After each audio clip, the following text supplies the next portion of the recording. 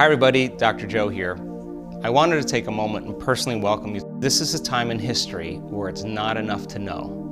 This is a time in history to know how. If it took them 2 years of chronic stress to develop their health condition, it's not going to go away in 2 meditations. You know what I tell them? I say, you're not that good. You're just not that good. Like, just get real here. Like, 1 foot in the quantum world, 1 foot in the real world. I'm a pragmatist. I don't want to talk about quantum superimposition if it has no value in my life. I want to talk about what it is that evolves my experiences. I think a lot of people, they are who they practice to be. So if you practice gratitude, then you will be grateful. If you practice like against all odds, opening your heart when no one else will, that's supernatural. And it gets easier to do it in situations that require less effort to do it. I think there's 2 times the door to the subconscious mind opens up.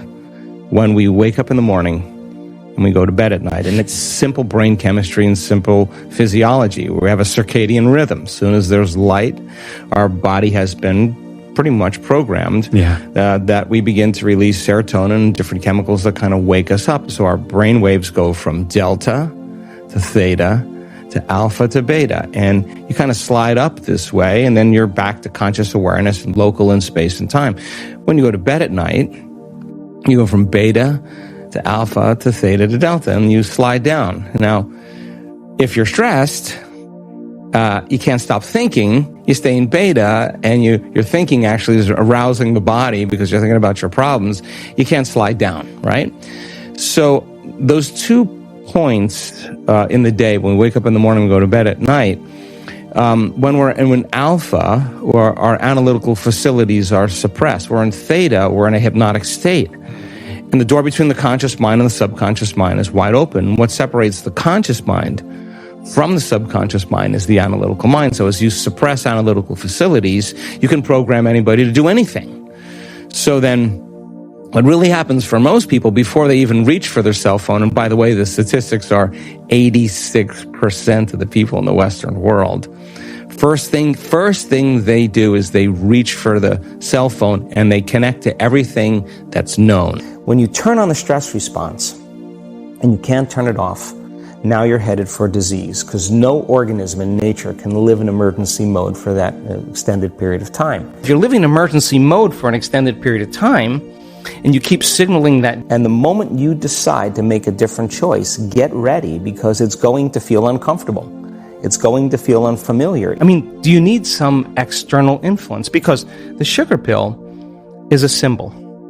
It's a symbol of possibility, and the person has been conditioned that pills heal people. So they put their power into it, and the moment the physician says, this is a new drug, and the physician is enthusiastic or excited about it, that enthusiasm becomes contagious. And the person all of a sudden sees the possibility in their mind. They actually see a future, that they actually could be healthy or better. That's a clear intention.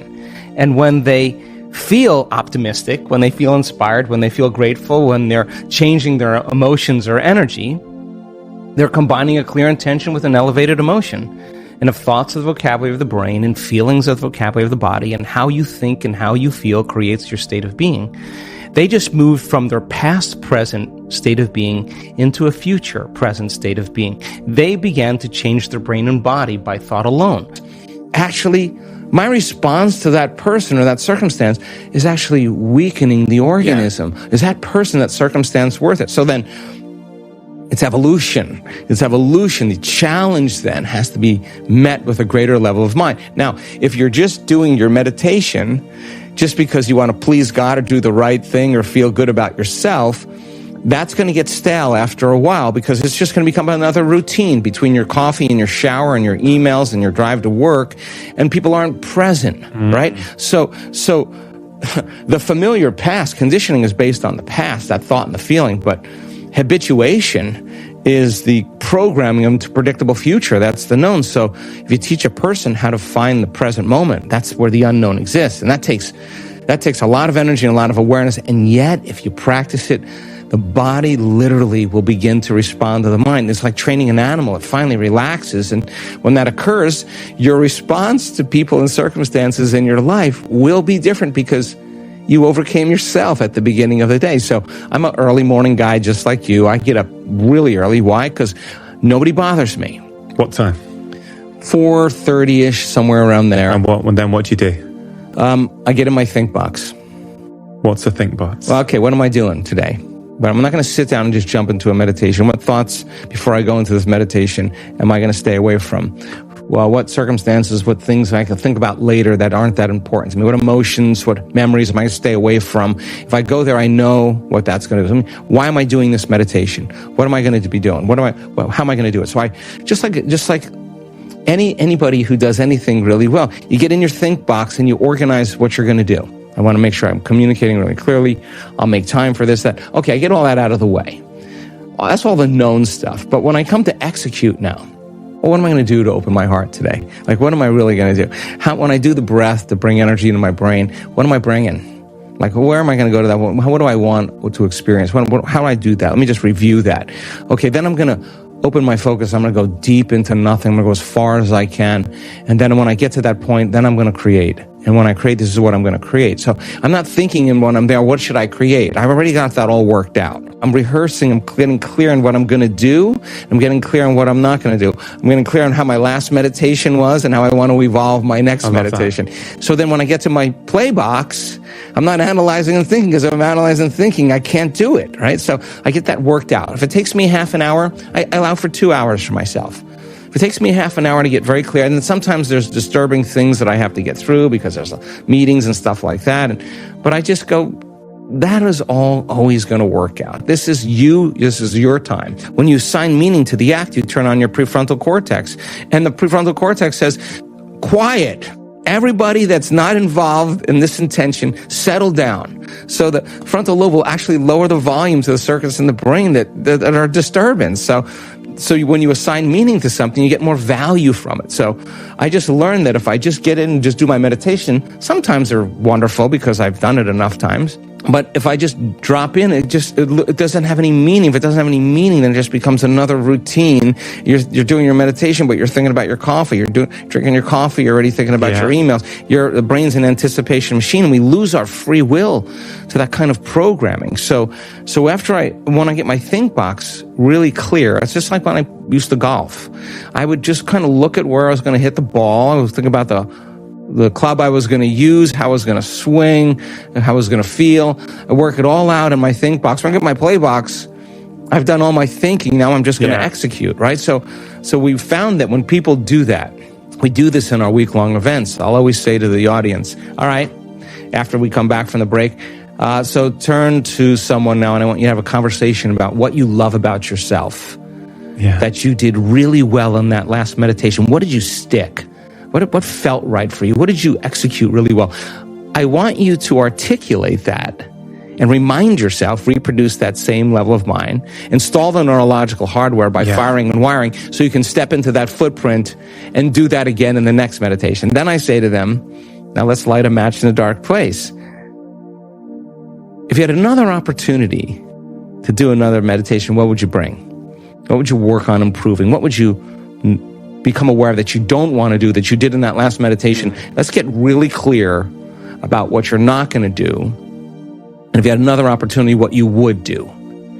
And somehow that kind of shapes the brain for the next experience, for them to evolve their experience, because they're in the experience now. They're like, oh yeah, I'm not getting off the exit of my job. I'm not getting off the exit of my ex. I'm going to go straight. I'm going to just keep, you can make those turns in the beginning. It's normal.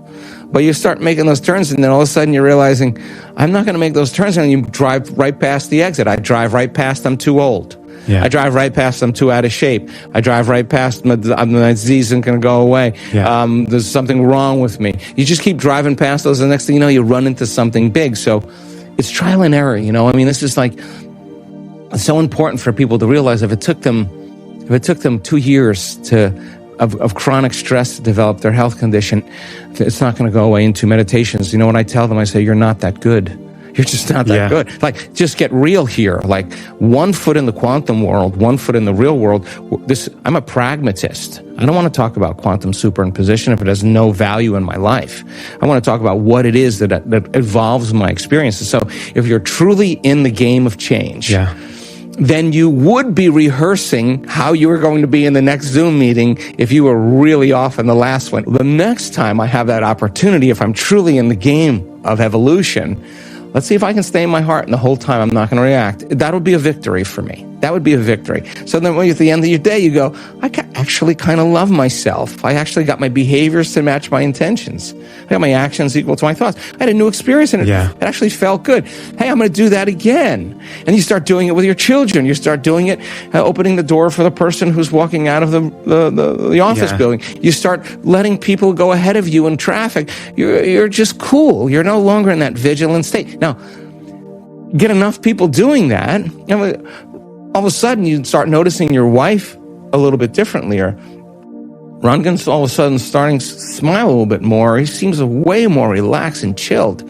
People are going to start getting relaxed and chilled around you because mirror neurons in the tribe say, hey, there's somebody doing something that I'd like to do. I just need evidence to be able to do it. And all of a sudden, you start developing a community of people that start behaving differently. What's the significance of that? It's called emergence. An emergent consciousness is that everybody's behaving differently. And that is what's going to change the world, you know? I don't want to mislead anybody. Knowledge is the forerunner to experience.